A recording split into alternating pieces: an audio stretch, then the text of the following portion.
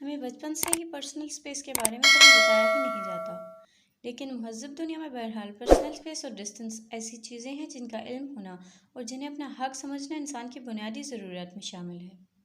जब आप तमाम ऐसी बातें कह चुकते हैं जो कहने वाली नहीं थी, और वो भी कि जो कहने में हर्ज नहीं था, तो उसके बाद जो नुकसान सबसे पहले होता है वो आपके डिस्टेंस का ख़त्म हो जाना होता है। इसके बाद अगला शिकार आपका पर्सनल स्पेस होता है। प्रॉक्सिमिक्स वो इल्म है जिसमें साइंसी तौर पर बाकायदा पर्सनल स्पेस और दूसरे इंसानी रुझानात ज़ेर बहस लाए जाते हैं। ये बताता है कि पर्सनल स्पेस वो एरिया होता है जो कोई भी इंसान ज़हनी तौर पर अपने आसपास की जगह को समझता है। जैसे कोई अगर गाड़ी के फ्रंट सीट पे बैठा हो तो वो चाहेगा कि मेरी गोद में कोई बच्चा ना ठौंसा जाए या मेरे साथ कोई और बंदा ना चिपक कर बैठे, तो वो उसका पर्सनल स्पेस होगा। ऐसे ही दिमागी तौर पर कुछ चीज़ें ऐसी होंगी जिनके बारे में बात करना उसे पसंद नहीं होगा। वो कुछ भी हो सकती हैं। अमूमन किसी से बहुत ज़ाती सवालात करना भी पर्सनल स्पेस में आता है। वो जो हमारे यहाँ पूछते हैं, आपकी शादी हो गई? कितने बच्चे हैं? आपके शौहर क्या करते हैं? हाय, बच्चा क्यों नहीं हुआ? तो ये और ऐसे बहुत से सवालात पर्सनल स्पेस तोड़ने वाले रॉकेट कहलाए जा सकते हैं। प्रॉक्सिमिक्स हमें समझाता है कि अगर किसी इंसान की पर्सनल स्पेस डिस्टर्ब की जाए तो उससे बेआरामी, परेशानी, नाराज़ी, गुस्सा कुछ भी आ सकता है, या फिर ये सब चीज़ें इकट्ठी भी हो सकती हैं। और ऐसा मुसलसल हो तो अच्छा भला आदमी नफसियाती मरीज़ बन जाता है। अमूमन दोस्त, मियाँ बीवी एक दूसरे के पर्सनल स्पेस का त्यापांचा ये सोचते हुए करते हैं कि मैं चूंकि इस बंदे के सब राज जानता हूँ या जानती हूँ, इसलिए मुझे हक है कि मैं इसके हर मसले का त्यापांचा करूँ। क्या कोई इंसान किसी वक्त भी कहीं भी बिला शिरकत कुछ सोचने का हक नहीं रख सकता? क्या उस पर फ़र्ज़ है कि वो अपना दुख, दर्द, खुशी, राज, तकलीफ़ या आइडिया किसी दूसरे को ज़रूर बताए? क्या उसे कुछ देर के लिए अकेला नहीं छोड़ा जा सकता? तो बस ये तीन सवाल जिस वक्त इंसान अपने आप से करेगा, वो इंडिकेटर होगा कि जनाब अब पर्सनल स्पेस बराबर चाहिए। अब जलाहट बढ़ रही है, सुकून की तलाश है और वो अकेले बैठ के ही मिलेगा। ट्रेन, बस, इस जहाज़ के सफ़र में भी यह हरकत बहुत होती है। जी आप कहाँ जा रहे हैं से शुरू होने वाली गुफ्तगू पड़ोसियों के बच्चों की शिकायतों पे ख़त्म होती है। कभी साथ वाला जवाब ना दे तो वो अक्खड़, बदमिजाज, मगरूर और न जाने क्या क्या कहलाता है। भाई, क्या ज़रूरी है कि वो भी इस रिलैक्स हालत में हो जिसमें आप सफ़र कर रहे हैं?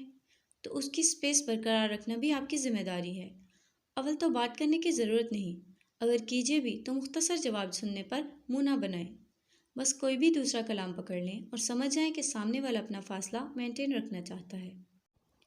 ये फ़ासला सबसे ज़्यादा दो नए दोस्तों के दरमियान होता है और सोशल मीडिया पे भी मौजूद है।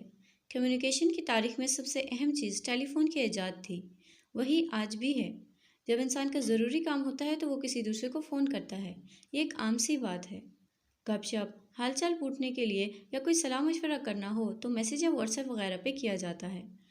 अब जो पुराने दोस्त हैं वो जानते होंगे कि फ़लाँ आदमी की तरजीहात क्या हैं। वो मैसेज या व्हाट्सएप का जवाब जल्दी देगा या शाम को घर जाके फ़ारग टाइम में ये सारे काम करेगा। नया दोस्त ये नहीं जानता, यहीं से ज़िंदगी की नई चकचक शुरू हो जाती है। दोस्त आपसे पूछ सकता है कि क्या मतलब, तुम मेरे मैसेज का जवाब क्यों नहीं देते, तुमने मेरा पैगाम देखकर रिप्लाई क्यों नहीं किया? दोस्ती ज़्यादा अहम है या बाकी सारे काम?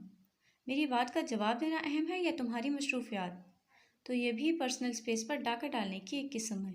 एक बंदा अगर ये समझता है कि जिसे ज़रूरी काम होगा वो फ़ोन करेगा और मैसेज वगैरह का जवाब देना हर वक्त ज़रूरी नहीं समझता, तो ये उसके पर्सनल स्पेस का मामला है। यहाँ तक कि फ़ोन या घर की डोरबेल अगर 3-4 बार बजने के बाद नहीं सुनी जाती तो उसूली तौर पर मिशन से पीछे हट जाना चाहिए। हो सकता है कि आदमी किसी ज़ाती काम में मसरूफ़ हो, किसी भी वजह से ये पीछे हटना जो है ये स्पेस देना कहलाता है। इस सारी कशमकश से गुजरने का नुकसान बहरहाल ये है कि इस तहरीर को भी जुक मारना समझा जाएगा। सोचा जा सकता है कि पर्सनल स्पेस जैसे मामलात पर इतनी लाइनें घसीटने की ज़रूरत क्या थी। ज़रूरत थी और ज़रूरत है।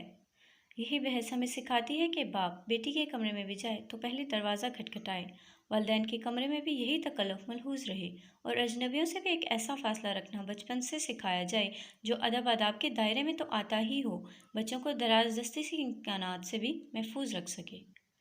अपना पर्सनल स्पेस कायम रखना और बच्चों को उसकी तरबियत देना अब नए माशरती नॉर्म्स में शामिल है। جلد یا بدیر اسے قبول کرنا ہی پڑے گا۔ تھوڑے لکھے کو بہت جانیے۔ آپ صلی اللہ علیہ وآلہ وسلم نے فرمایا، جب کسی کے گھر جاؤ تو 3 دفعہ دستک دو اور جواب نہ ملنے پر برا نہ مناؤ اور لوٹ آؤ۔